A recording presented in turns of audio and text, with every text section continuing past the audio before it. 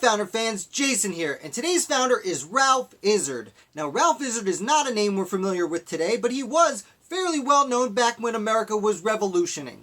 So Ralph Izard was orphaned at a very young age, but he still got the education his parents desired, which was similar to many wealthy young men of the time. He was sent to Europe, England specifically, and that's where he had his grade school education and upper education, and he seemed to like living there a lot because he ended up staying for the better part of 30 years until America had their revolution, at which point he realized you could take Ralph Izard out of South Carolina, but you can't take South Carolina out of Ralph Izard, and he sided immediately with the Patriots. And this was good news because they were looking for diplomats in Europe, and since he had been in Europe so long, he was a perfect candidate. So he was contacted and actually asked to go to Tuscany as a minister to Tuscany. Now you say, Tuscany, isn't that part of Italy? Now it is, but back then it was not. Italy was more like a loose connection of friendly nation states, similar to what Germany was at the time. So there wasn't one Italy, there were several Italian papal states, as they were often called at the time. Tuscany was one of the wealthiest and most powerful of these, so they were an important ally. Ralph Izard was sent there to try and get a loan. This didn't happen, despite his best efforts. While he was there, he did negotiate, or begin negotiating treaties with certain North African countries, which were then known as the Barbary states. But Izard had a lot of frustration in Southern Europe and ended up going back to Paris, where he became involved in the fairly well-known conflict between Benjamin Franklin and Silas Deane on one side, and Arthur Lee and William Lee on the other side. I'm not going to get too much into that debate, but he came in on the Arthur Lee side and William Lee side of the Lee family of Virginia, who had many other famous revolutionaries in it. Didn't work out so well. Everyone kind of looked bad, except Franklin, who really could not look bad at that point in his life.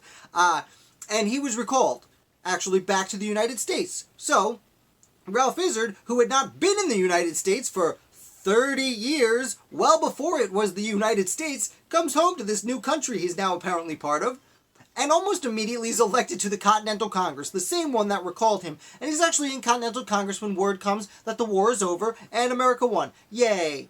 So some time goes by and Ralph Izard reestablishes himself in South Carolina, and then this new constitution comes along, and they have elections, and, well, at the time, senators were appointed to their position, and Ralph Izard had won the respect of South Carolina and was appointed as an inaugural member of the United States Senate. And as I've said before, at the time, there were only 13 states, so there were only 26 people who had the honor of being original members of the United States Senate.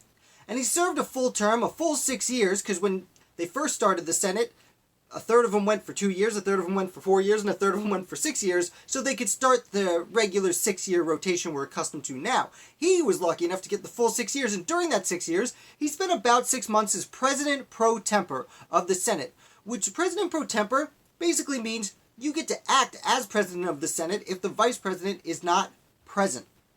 Of course, the Vice President of the United States is the President of the Senate, and the President Pro Tempore is basically Vice President of the Senate. And Ralph Izard had this extremely important position for 6 months, right about at the nation's founding. He wasn't the first person to have this position, but he was one of the first.